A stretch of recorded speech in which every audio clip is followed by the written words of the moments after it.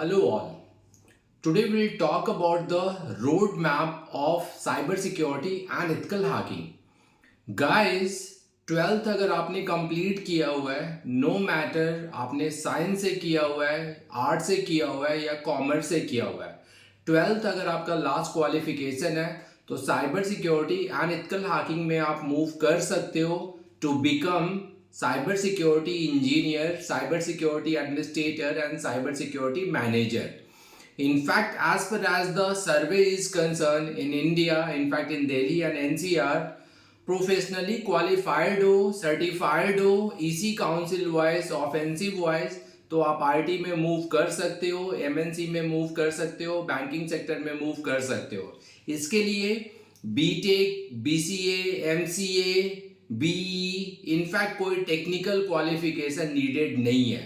And top 40 companies and top 50 company की अगर आप बात करो तो आज के डेट में वो जो पूछ रहे हैं, they are asking about the professional training and certifications. Otherwise अगर आप किसी भी टेक्निकल डिग्री का अगर आप देखो तो टेक्निकल डिग्री में जो भी कोर्सेज होते हैं, जो भी सब्जेक्ट्स होते हैं, जो सिलेबस होते हैं, वो बहुत ओल्ड सिलेबस है. 10 साल 20 साल भी वही सिलेबस था, आज भी वही सिलेबस है. मीन्स अगर अल्टीमेटली आपको जॉब भी करना है तो चाहे आपके पास डिग्री हो या ना हो, प्रोफेशनल क्वालिफिकेशन आपके पास नीडेड है. इंडस्ट्री लेवल में ये डिमांड है, like top 20 company, top 30 companies. In fact मैं उन स्टूडेंट्स को भी बताना चाहता हूँ जो ऑनलाइन स्टडी करते हैं, रिकॉर्डेड लेक्चर फॉलो करते हैं, that will be not up to mark level.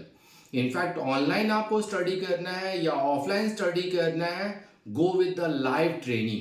क्योंकि cyber security and ethical hacking में क्या है कि कोई भी अगर कोर्स देखो, चाहे वो सीएच से रिलेटेड हो, चाहे वो सीपेंट से रिलेटेड हो, चाहे वो ईजेपीटी से रिलेटेड हो या तो फिर ओएससीपी से रिलेटेड हो, उसमें जो वर्जन है, जो सॉफ्टवेयर है, वो day by day every day changes होते रहते हैं. तो हर 1 वीक में या 2 वीक्स में आपको अकॉर्डिंगली अपडेटेड नॉलेज गेन करना होगा.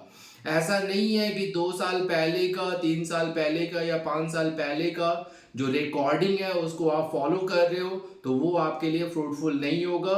अल्टीमेटली इंटरव्यू में आपको लेटेस्ट नॉलेज शो करने होंगे जिससे आपका सिलेक्शन हो जाए. एग्ज़ाम जहाँ तक कंसर्न है, चाहे वो ईसी काउंसिल का हो, चाहे वो कॉम्टिया का हो, चाहे वो इनफैक्ट ऑफेंसिव का हो, तो उसमें भी लेटेस्ट एंड अपडेटेड क्वेश्चंस आते हैं, ऑनलाइन क्वेश्चंस आते हैं, इनफैक्ट लैब बेस्ड क्वेश्चन आते हैं. तो वो एग्जैक्टली अप टू डेट होने चाहिए जिससे आप एग्जाम क्रैक कर पाओगे. सो गाइस, 12th के बाद अगर आप साइबर सिक्योरिटी प्लान कर रहे हो तो इसमें पूरा का पूरा सीक्वेंस होता है. इनफैक्ट अगर आप देखो तो नेटवर्किंग नॉलेज, चाहे वो स्विचेस हो, राउटर हो, फायरवॉल हो, पूरा का पूरा नेटवर्क इंफ्रास्ट्रक्चर का नॉलेज रिक्वायर्ड होता है जो बेसिक के लिए नीडेड है. इनफैक्ट लिनक्स प्लेटफॉर्म, लिनक्स एक सिक्योर प्लेटफॉर्म है.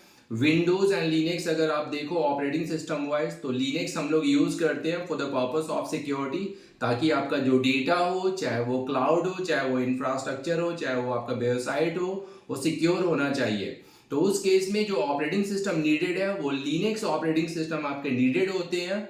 इनफैक्ट अगर आप कोडिंग की बात करो, प्रोग्रामिंग की बात करो, सॉफ्टवेयर डेवलपमेंट की बात करो, बेसिक लेवल के नॉलेज रिक्वायर्ड होते हैं अगर आप एक अच्छे साइबर सिक्योरिटी प्रोफेशनल बनना चाहते हैं तो.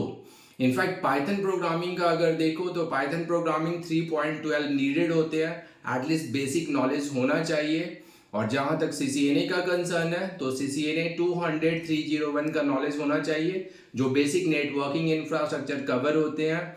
एंड लिनक्स जहाँ तक कंसर्न है, लिनक्स 9.0 आरएससीए पार्ट, आरएससी पार्ट जिसको एनसिबल भी बोलते हैं, वो आपका नीडेड होता है. और जहाँ तक कोडिंग का कंसर्न है, पाइथन प्रोग्रामिंग के साथ साथ विल बी रियली गुड कि अगर आपको वेब डेवलपमेंट का नॉलेज है, खास करके सीएसएस, जावास्क्रिप्ट, एचटीएमएल, पीएचपी, ताकि आगे चल के अगर आपको WAPT like web application penetration testing करना हो तो उसके लिए वेब डेवलपमेंट का नॉलेज नीडेड होता है. जहाँ तक नेटवर्किंग का कंसर्न है तो साइबर सिक्योरिटी में network penetration testing, network security, network bug bounting आते हैं, तो उसके लिए नेटवर्किंग का नॉलेज रिक्वायर्ड होता है.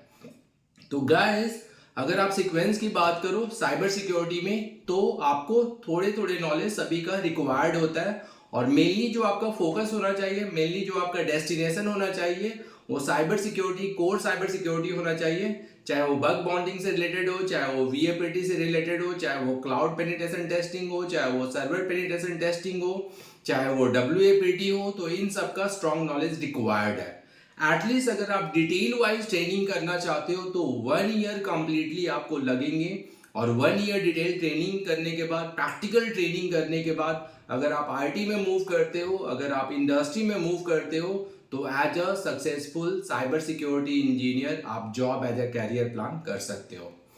एंड गाइस, ये फैक्ट है इंडस्ट्री का कि आप आईटी में, एमएनसी में या बैंकिंग सेक्टर में मूव करो, 2-3 साल आप जॉब करो, उसके बाद इंडिया के बाहर खास करके बहुत सारे ऐसे ऑप्शंस होते हैं, चाहे वो गल्फ से रिलेटेड हो, चाहे वो यूरोपियन कंट्री से रिलेटेड हो, चाहे वो यूएसए यूके से रिलेटेड हो, उसमें भी अच्छे एक्सपोजर है।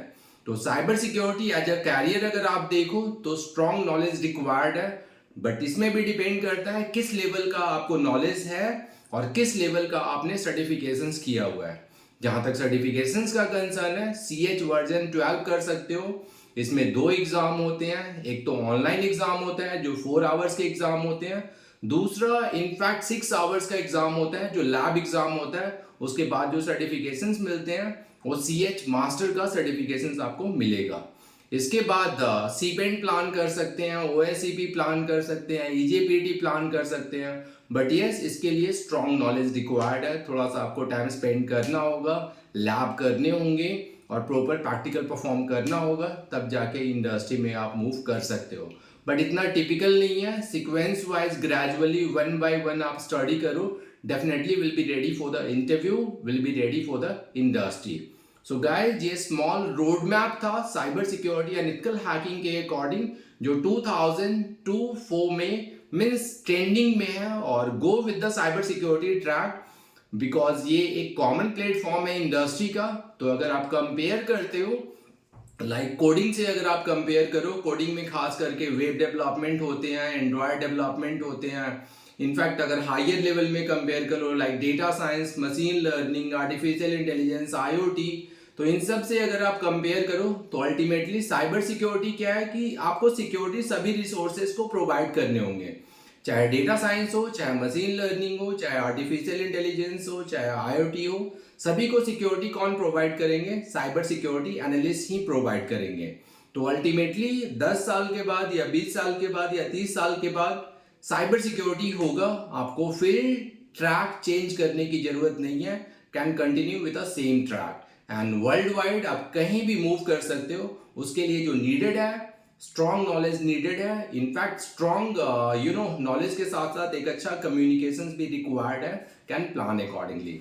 सो ये रहा road map cyber security and ethical hacking का इन दिस न्यू ईयर। सो आप प्लान कर लो, आपके लिए फ्रूटफुल एंड बेनिफिशियल होगा। Thank you guys and all the best.